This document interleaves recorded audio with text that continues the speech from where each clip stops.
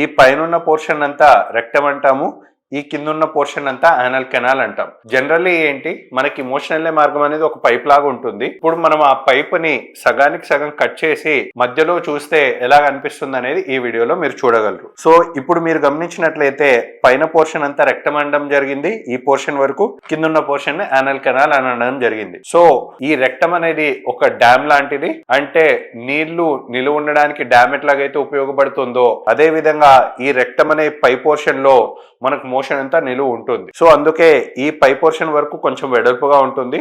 అదే పోర్షన్ కిందికి వెళ్లే కొద్దీ ఇలాగ ఎక్కడైతే సన్నబడ్డం జరిగిందో, అంటే డ్యామ్ కి గేట్స్ అనేవి ఎప్పుడు చిన్నగానే ఉండాలి, అదే విధంగా రెక్టమ్ అనేది బాగా వెడల్పుగా ఉంటుంది.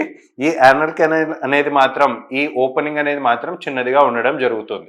సో మనకు ఈ మోషన్ రిలేటెడ్ సమస్యల్లో ముఖ్యంగా మనం చెప్పుకునేది పైల్స్ గురించి అంటాము, ఫిషర్ గురించి అంటాం. సో మొదటగా పైల్స్ గురించి తెలుసుకున్నట్లయితే, పైల్స్ అంటే ఏంటి అంటే జనరల్లీ ఇక్కడ బాగా మీరు జూమ్ చూస్ చేసినట్లయితే ఇక్కడ మనకు అందరికీ కూడా కొంచెం ఉబ్బుకున్నట్లు ఉంటాయి.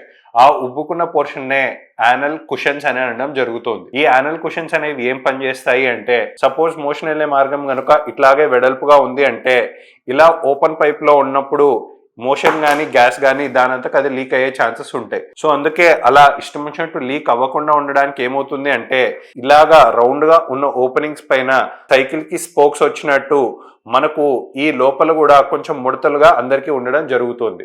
ఏ విధంగా అంటే ఇక్కడ బాగా చూసినట్లయితే కొంచెం ముడతలుగా మీరు గమనించగలరు ఇక్కడ. సో వాటినే యానల్ కుషన్స్ అని అనడం జరుగుతుంది. సో ఇలాగా అందరికీ ఉన్న యానల్ కుషన్స్, ఉదాహరణకి ఇలాగ ఉన్న వాటిపైన ప్రతిసారి మోషన్ వెళ్ళేటప్పుడు ప్రెషర్ పడే కొద్దీ ఈ లోపల ఉన్న కండ కాస్త ప్రెషర్ పెరిగే కొద్దీ పైనుంచి ప్రెషర్ పడుతుంది కాబట్టి కండ కిందికి సాగి ఇంకా కిందికి సాగి కిందికి బయటకు వస్తే దాన్నే పైల్స్ అని అనడం జరుగుతుంది.